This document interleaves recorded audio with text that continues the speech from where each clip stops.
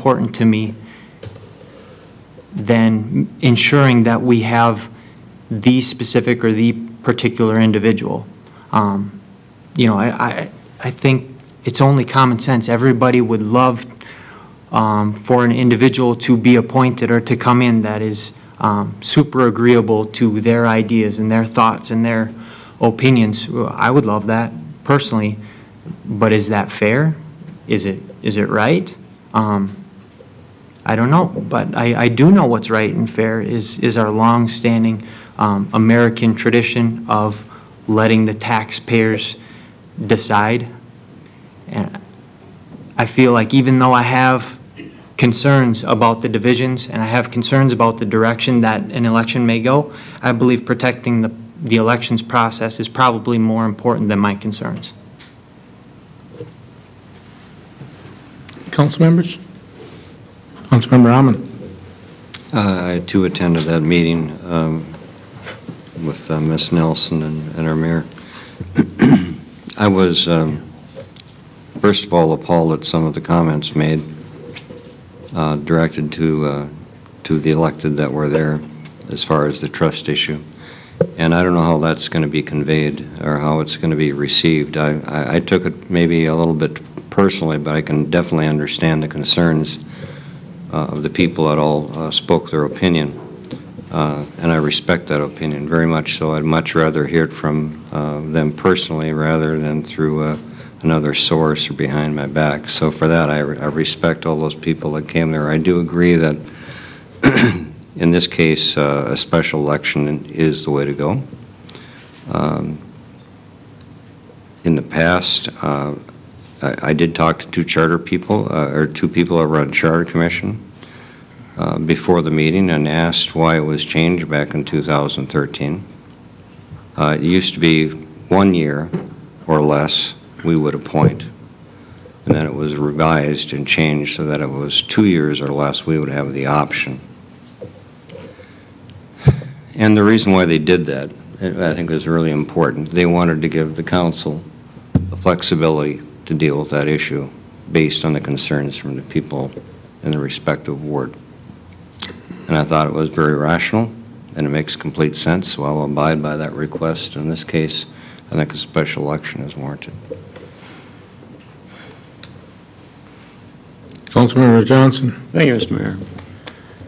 I share Mr. Plowman's concerns, and I attended the Thursday morning session at Cornerstone Coffee with respect to, and the mayor was there, and Councilmember Nelson, and numerous other, a few other people. It was very quiet. I don't know how long I was there. I don't think I was there a full hour, maybe, but I left early. But I found out later then that had to turn into controversy. I mean, we're talking about something really that ought to be pretty simple. Now, why it turned into controversy, there was no problem when I left. But all of a sudden, there were a lot of people that showed up in mass at one time and started, well, personal attacks on some of the people that were there.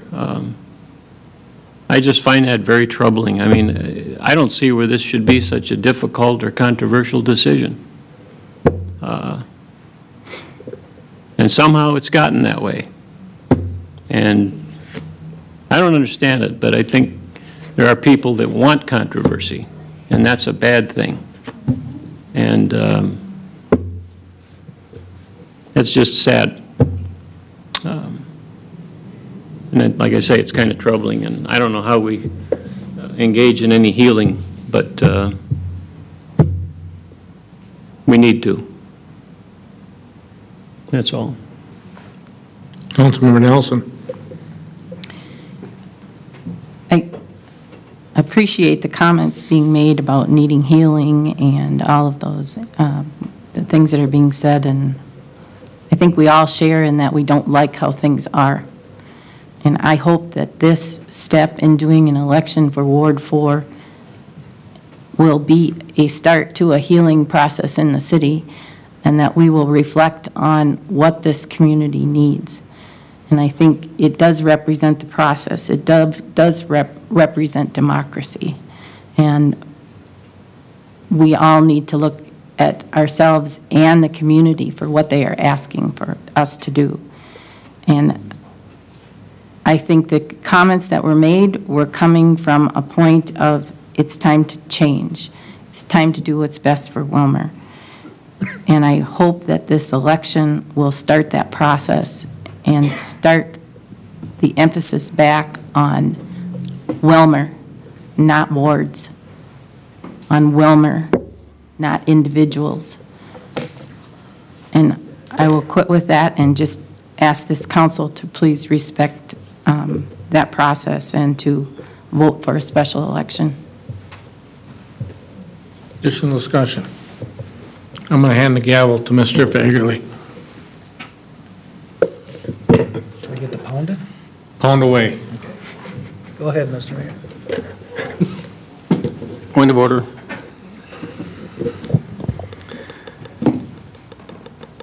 Mr. Scott, I am the elected Mayor Pro Tem. Does not protocol say that the gavel goes to the Mayor Pro Tem? That's correct. I'm not aware of any procedure where it would go to any other member of the council. I believe that the mayor or the presiding officer can give the gavel to whoever he chooses.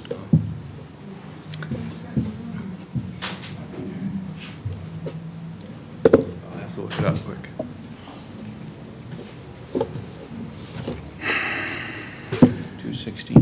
With that stated, then I guess any committee chair can have any other members chair that meeting besides the vice chair. Is that true? I saw it just in the bag.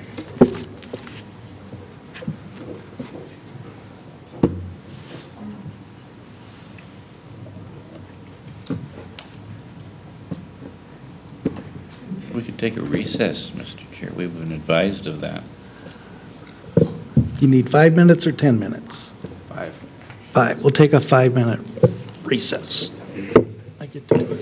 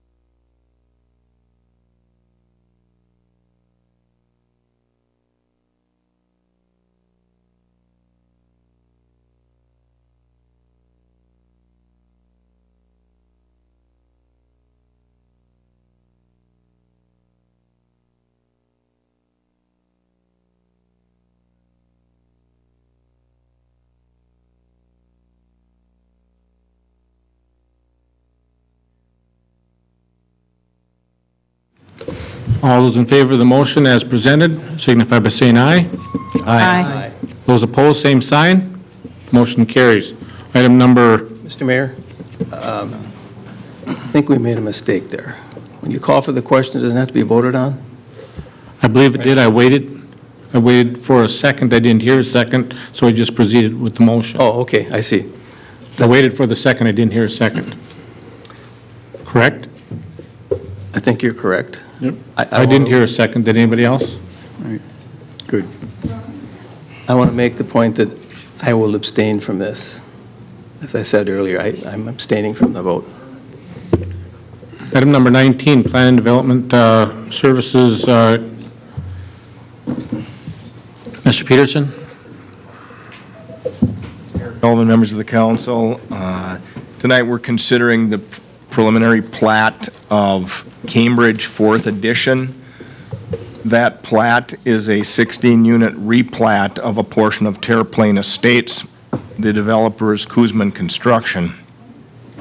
The property was originally platted for triplexes and fourplexes, and the revised plat is for 16 single-family homes. They will be cottage-style homes built on a slab.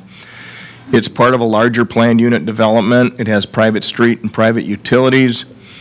The Planning Commission approved the preliminary plat with a number of conditions regarding covenants, declarations, utility connections, stormwater, and a rezoning proposal. It's a recommendation of staff that the council approve the preliminary plat as submitted. So moved. Motion been made and seconded Second.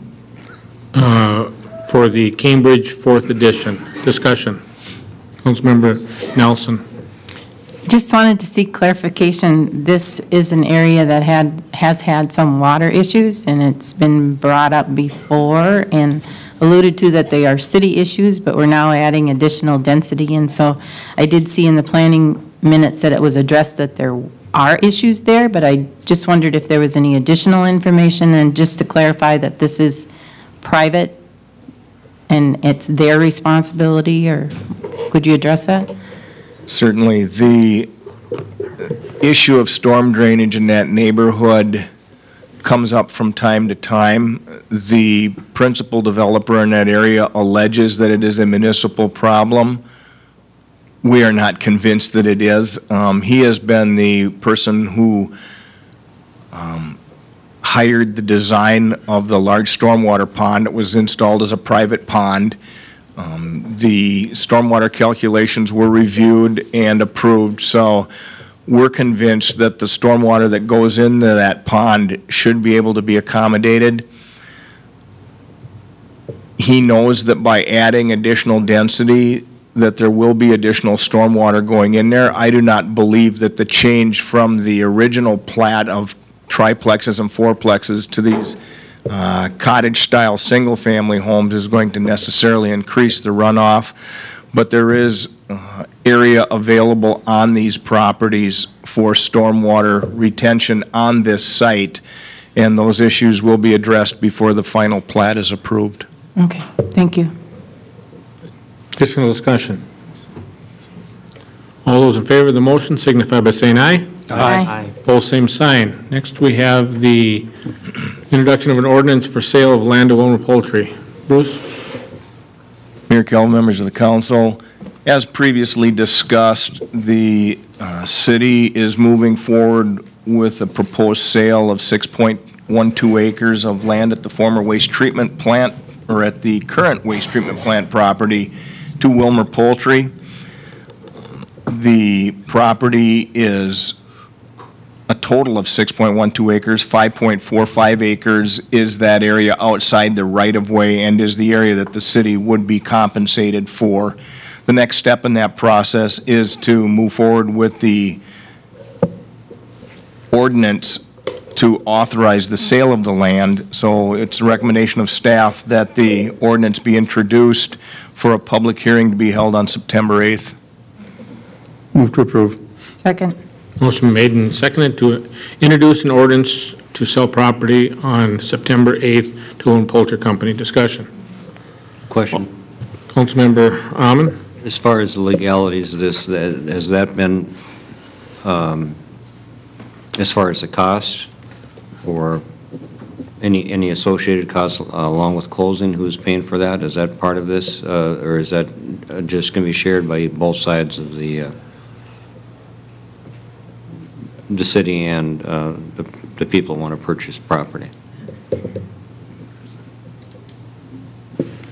Does that need to be addressed now is what I'm asking? The details of the agreement and the total cost, and who's going to be paying for any additional services for surveying and all that? Who's additional costs? Yes. The survey has already been conducted at the buyer's expense. Okay.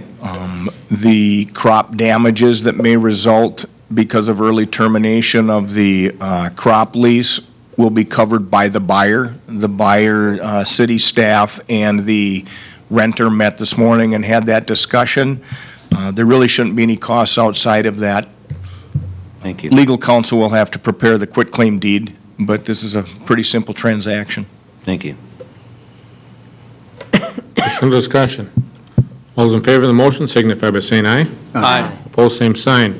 Consideration of ordinance to sell land to Habitat for Humanity. Bruce? Mayor Calvin, members of the council, also as discussed at the last council meeting, the council agreed to proceed with the transfer of a lot that the city owns to Habitat for Humanity of West Central Minnesota. The transfer of that property also requires an ordinance that authorizes the sale, and it's the recommendation of staff that that ordinance be introduced for a hearing to be held on September 8th as well. Move to approve. Second. Motion been made and seconded to approve selling land for $1 to Habitat for Humanity. Ordinance will be heard on September 8th. Discussion. Councilmember Christensen. Thank you, Mr. Mayor. Do we know what kind of home it is, Bruce, that's going up there? It was mentioned at, I think, one of the meetings that it's like a 5 or 6 bedroom home. And will that fit in the neighborhood there, as Mr. Enos had stated earlier? Is that something that's... Yes, it will not be that large a home. It'll have 5 or 6 bedrooms, but it's going to have, I believe, 3 bedrooms in the lower level. So it will be a Rambler style home with 3 bedrooms in the lower level and I believe 2 up. So the tradition of Habitat for Humanity homes is that they don't build really large homes, so I don't see that as being a problem in the neighborhood. Right now, there's a real mixture of sizes in that particular area, along with some townhouses on the backside of these properties, and there are also some group homes and a fairly large housing cooperative that's just to the north. So it's really a mixture of housing types in that neighborhood. Okay, I had assumed that maybe it was going to be a slab, and it might look like an apartment or something. Okay, so it'll have a full basement. And... They have indicated to me that they want to build a basement in this house. Okay, thank you. Additional discussion. I was contacted by the executive director for Habitat for Humanity, and they just wanted to point out that they do have land on 7th Street Northwest that we looked at. The building was condemned, and so they own that lot, and they will be putting that on the open market, just so that that was shared with me by their executive director. All those in favor of the motion signify by saying aye. Aye. Opposed, same sign. The motion does carry. Announcement of committee meeting dates. I'm sorry, Steve, you had a complaint. One other, received a few calls through the years, and it's regarding, I told these individuals that I would, Jensen's, that live by Rice Park, and it's written to me, we're requesting information regarding a curfew for city parks in Willmar. We live at 824 Southwest 3rd Street and have witnessed much inappropriate activities at Rice Park after 10 p.m. What steps have to be taken to enforce a 10 p.m. curfew for the city parks in Willmar? They'd like a response, and I'd like to move this, put this letter on file and refer this issue to Public Works, Public Safety. Is that me? I think it's got to go to the city clerk if it's a formal complaint. Got to keep going.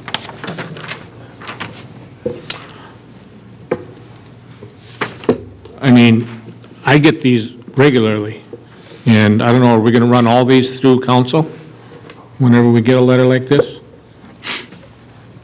I mean, is that the desired protocol here? Rather than refer it to staff and have staff review it, we're going to bring them to council and have council assign them to a committee? I mean, I get 3 or 4 a week. So, I mean, I refer them to staff, is what I do. Mr. Mayor, members of the council, we do have a city ordinance on curfew. Correct. Age group and so forth. I just think staff should receive the letter and enforce our codes. But what's being recommended here is that we refer it to Public Works, Public Safety. So my question is when I get these complaints, do you want me to bring those all to council and send them all to a committee? Is that what we're going to do? If there's no desire to change the ordinance, I would say no. If the curfew is fine by everybody, it needs to be enforced. Okay. Mr. Mayor, you should be running the meeting. I get your personal oratory, but in this particular case, I talked for quite a while with these individuals, and they're seniors, and I thought they wanted address. They've been dealing with it long enough. I didn't think I needed to be brought up publicly and discussed with the council right now. That's my intention for it, Mr. Mayor, if you're questioning my reason. Normally, I bring all my complaints through the city administrator and follow the proper protocol. In this case, I felt it was warranted to bring it up right away. And at their request, I've done just that. I brought it to the city council. I brought it to their attention. The problems, if you want to hear about it, is the problems at Rice Park. And I'm sure this might be at other parks also. Is we have a 10 o'clock curfew at the park at Robbins Island. But we have a curfew at 10 o'clock for kids that are under 18. But the lights still are being used, and they're out there till 2 or 3 o'clock in the morning playing basketball and making a bunch of noise. And they're young kids, some as old as 10 or 12 years old. Now, maybe it's not an issue for some people, but I think it is. Whether or not we close the parks or have those lights so they're not able to be turned off at 10 o'clock at night or 11 o'clock or whatever time you think is appropriate. We want to provide a service to the people in the community, no matter if they're young or old. But in this case, it's a complaint from the people, and I think it deserves attention, and we should review the policy of closing the parks after 10 o'clock, if that would help solve the problem, and that's what their request is. Okay.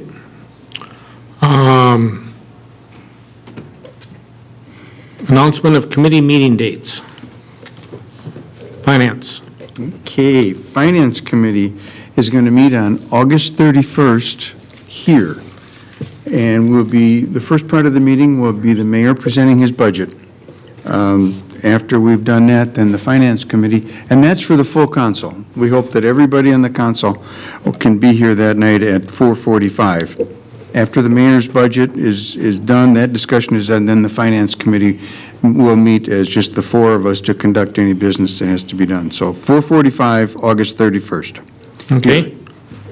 And then just to add to that, Councilmember Christian, you'd asked about removing LGA, and so I had instructed staff to work on implementing a plan to remove LGA reliance from our budgeting process, and I was basically informed today that that's not going to happen in Willmar, so unless you're going to see a huge tax increase. So it was talked about at our budget planning meetings, but you will not see removal of the LGA in my budget when I present it on the 31st. Public Works, Public Safety. September 1, 4:45, City Hall, Tuesday. Labor.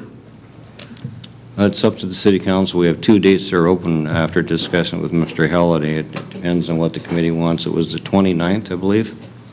26th, 26th. and it's only negative because of the dog park Right. party. And the others, there's an extra week between council, could be September 2. 2 options. September 2. I'd like to get a consensus in September 2nd. Okay. Is that going to be a full council? Is that what you're saying? September 2nd. No. Just labor? Labor, yeah. Okay. Community development. No meeting. Anything else for the good of the order? Move to adjourn. I'll second that. We're adjourned. 26th.